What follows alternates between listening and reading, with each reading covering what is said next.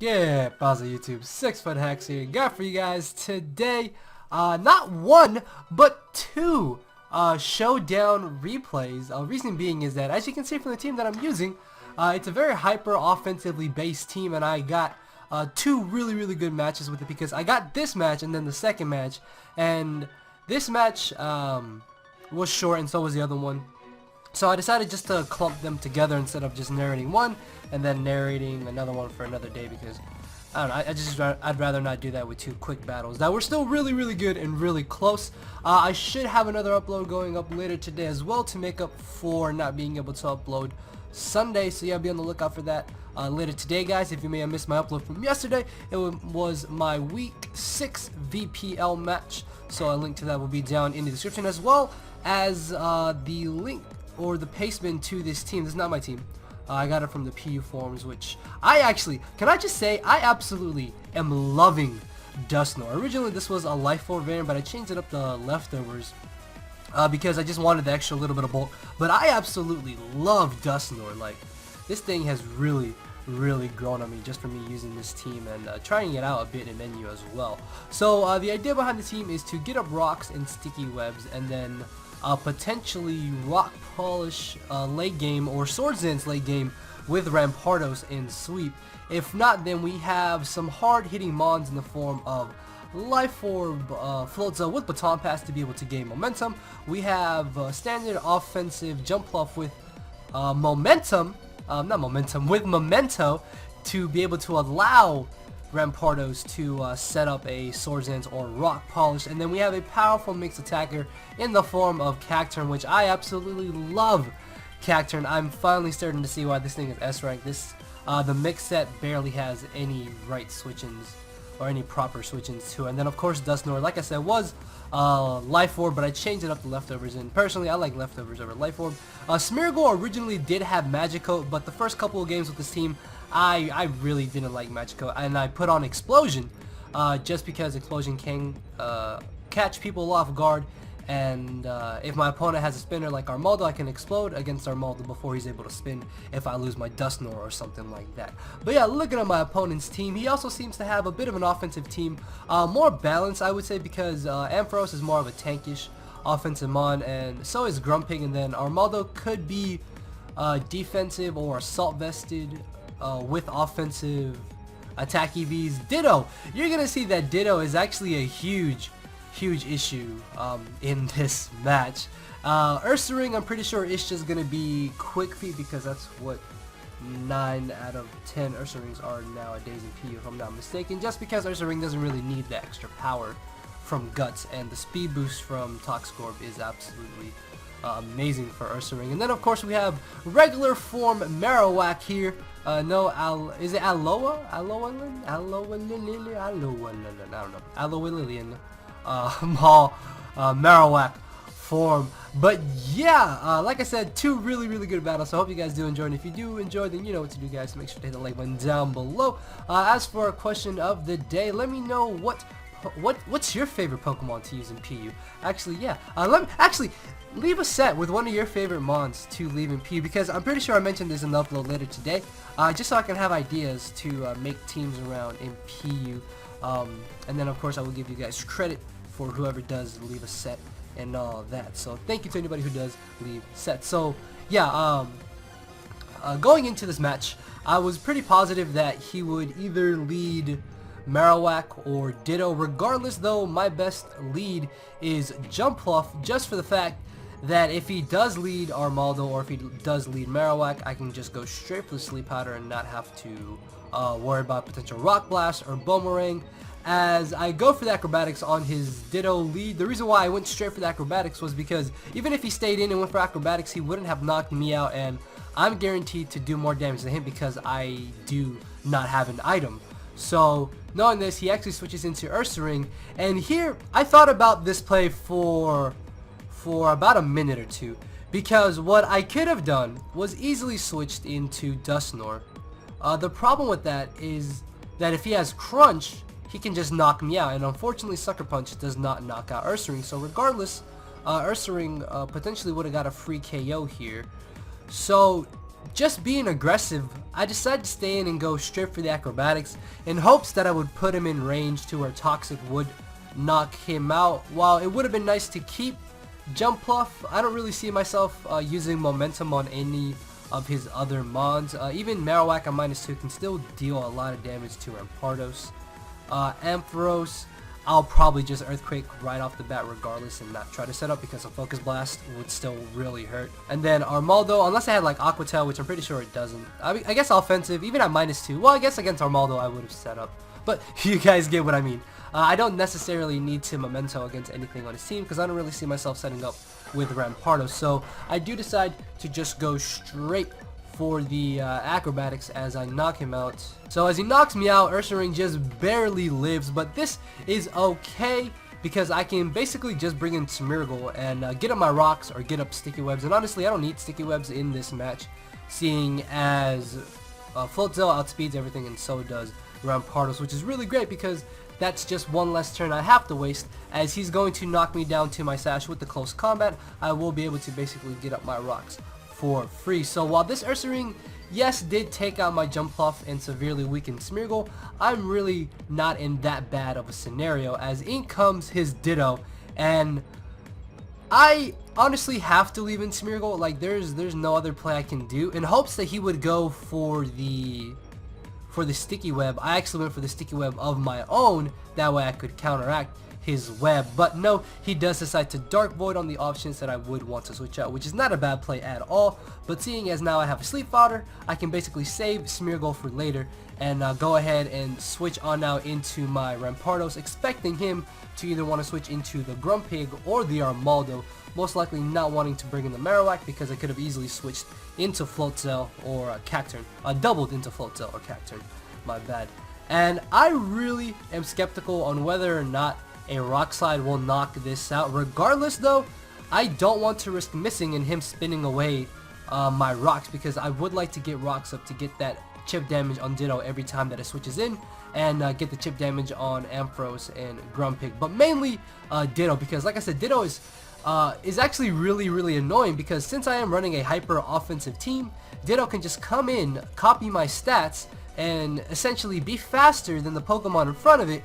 And because most of the mons on this team barely have any bulk, like for example, the bulkiest Pokemon is Dusknoir, which even then Dusknoir is running max attack, a bit of speed, like 44 speed EVs, and then like 212 HP EVs. Even then, Dusknoir is the bulkiest mon that I have, which eventually will get worn down every time that I need to switch it in to Ditto, or if I mispredict, he could catch me off guard with a super effective move.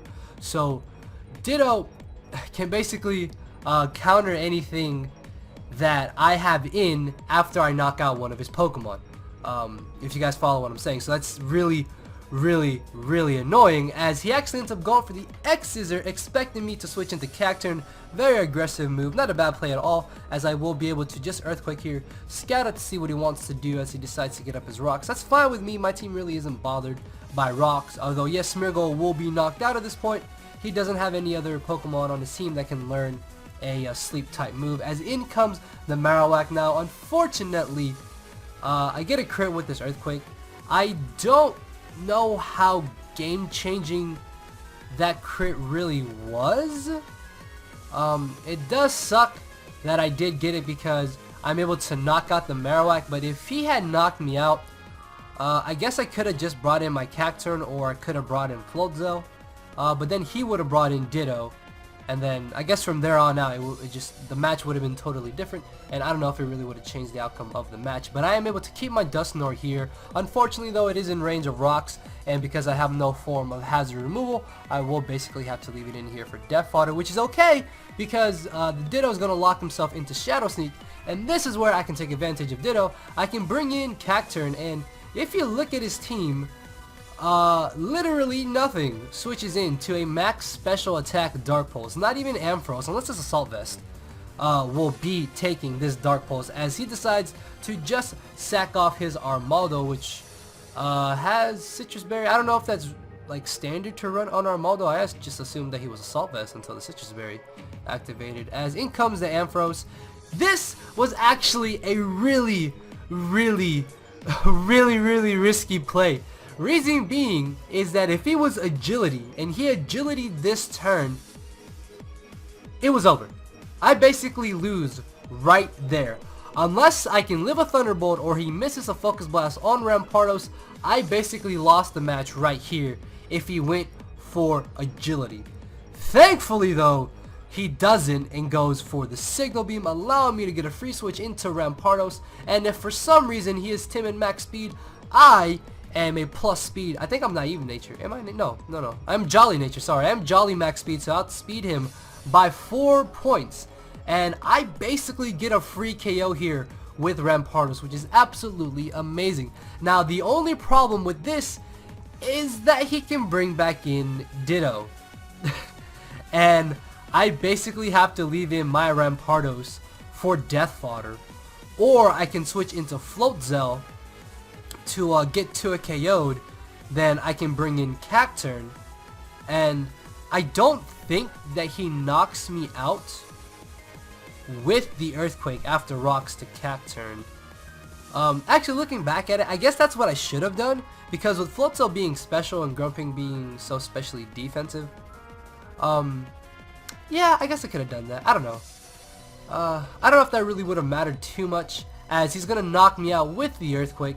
I can now get a free switch into Escobar here, the Cacturn, and I was actually very close to going for the Sucker Punch, because me and him both took a while to make this play, because I thought about it and I made my play and he still hadn't made his play. So I will be able to Dark Pulse the incoming Grumpig. I was so close to Sucker Punching there. Thankfully I didn't, because as you can see here, if I had gone for the Dark Pulse here, he would have been able to live, and then Floatzel comes in, I knock this out, and then depending on if he had Hidden Power, Grass, Ice, or Electric, I either lose or I win against the Ditto. So that was kind of an important 50-50, as I'm going to be able to pick off the Grumpig with the Sucker Punch. I didn't want a Dark Pulse. Actually, yeah, this was kind of another 50-50 turn, because he could have gone for the Thunder Wave there if he was running enough Speed EVs to outspeed Cacturn. But ultimately, I decided to Sucker Punch, just because even if he did Thunder Wave me, I could still technically spam Sucker Punch. As long as it didn't get paralyzed, it was fine. And then, again, it still would have come down to whether or not his Ditto had HP Grass, Ice, or Electric. As in comes the Ditto, he pretty much has to lock himself into Superpower. And because Cacturn is pretty slow, even though he is a Scarf Ditto, he will not be able to outspeed Floatzel, and Floatzel will be able to knock him out with the Ice Beam for the very narrow 1-0 victory in my favor. So yeah, like I said, that was a really good quick game, under 20 turns. Agility Ampharos is something I've actually wanted to try out in PU. I think I made like a test team and it just didn't work out, but maybe I'll do a live with that and hopefully get to show it off. Actually, no, did I do a live with it? I don't know. I think I may have done it. I don't know. But anyways, alright guys, so here we have the second match, and my opponent, another nice fat Grumpig here, Crustle. So from the looks of it, his team is also hazard based. Unfortunately, my opponent has a Poniard, which really sucks, because if I get up my Sticky Web, that's an automatic +2 for Poniard. And if I don't get up my web, Monferno and Leafeon, potentially Grumpig, outspeed majority of my team, barring Floatzel and Jumpluff. So most times when Crustle is on a team, it's essentially the lead, same as Smeargle. So expecting him to just lead Crustle or lead Leafeon, actually, I decide to lead off with my Smeargle, as he does end up leading off with the Crustle. Luckily, I'm not going to miss Dark Void turn 1. And for those of you wondering why I have Dark Void over Sleep Powder or Spore of course, is because of Leafeon here, and Cacturn. Leafeon and Cacturn being grass types, and in 6th gen, grass types can be put to sleep. Now, of course, the downside of Dark Void is that it's only 85 accuracy, if I'm not mistaken. So while it can miss, I would rather be able to put a grass type to sleep than be near useless or helpless against a grass type. So that's the reason why I have Dark Void.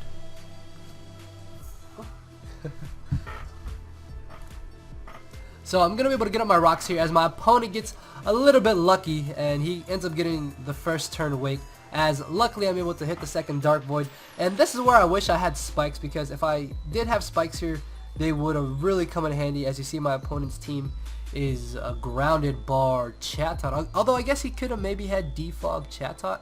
I'm not too sure, as I'm going to be able to explode here, and this is why I really like explosion. Although if I did have magic coat, I could have magic coated right here and then bounced back spikes if he had woken up.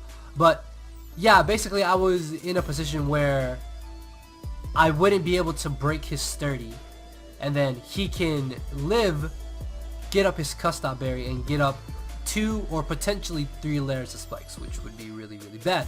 So that's why I like explosion for scenarios right here where I can explode, break his sturdy, bring in float zone, and look at his team. Nothing is switching in to a life orb max special. Damn it, man!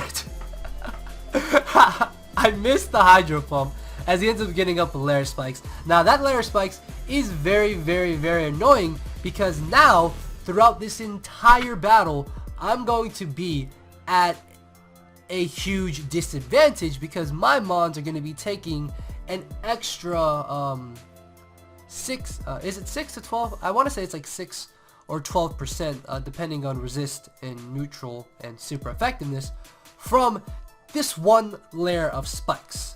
So essentially my team is going to be worn down a lot faster than his team is. Luckily though, hyper offense doesn't necessarily switch out too much, so I can use that to my advantage, as I am going to be able to hit the second hydro pump and knock out the crustal. Oh yeah, missing hydro pump is a theme in the Showdown live.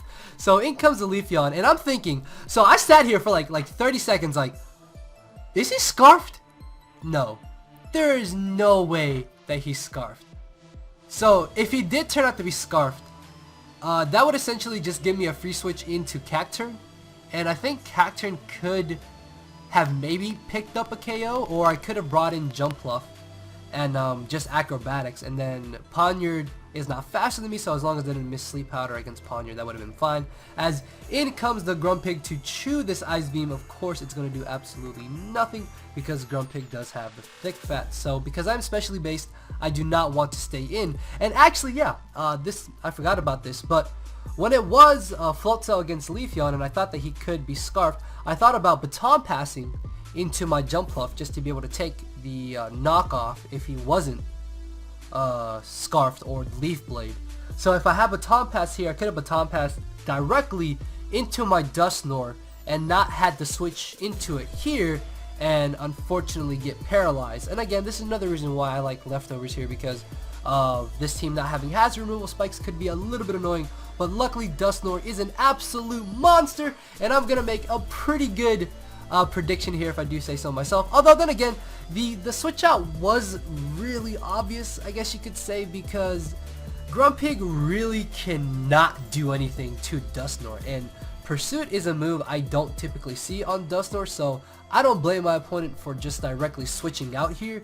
And I was very positive that he would switch out, that's why I did Pursuit.